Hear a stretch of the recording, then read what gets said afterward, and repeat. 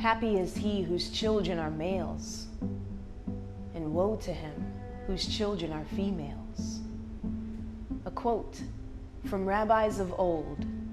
But if you look close, you know this sentiment isn't frozen in the past. In fact, I see it.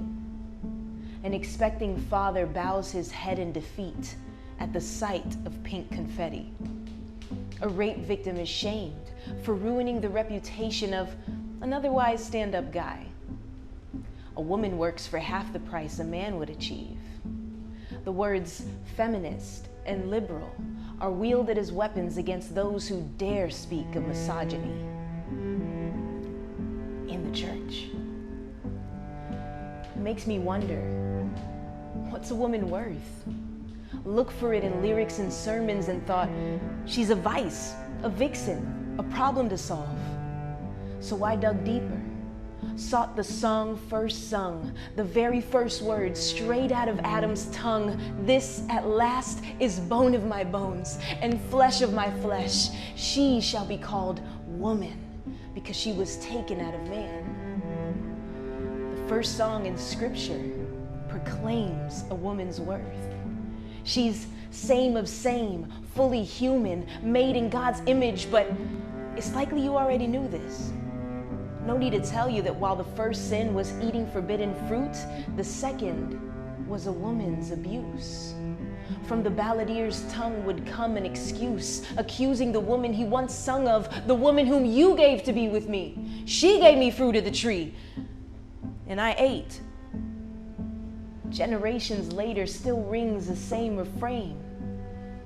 Well, if she hadn't warned that, if she hadn't talked back, if she dare speak or lead, but we don't want to talk about that.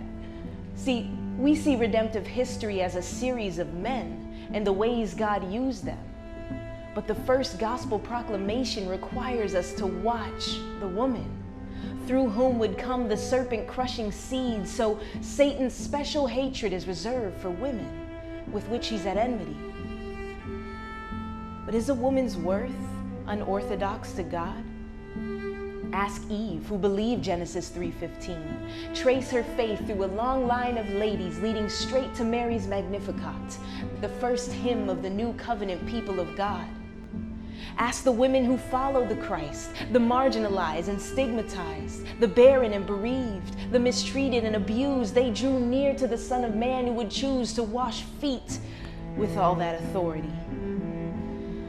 It seems they finally found one who was despised and rejected by men, acquainted with grief, like them.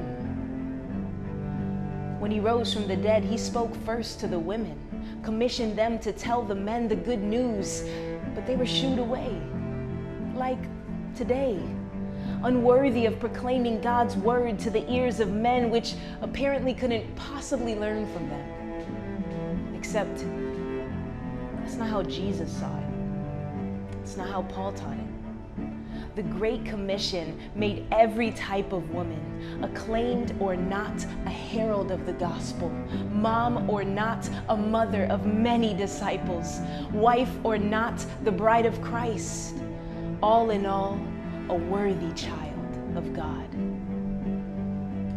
What's a woman worth then? No less than his life, his death, his resurrection.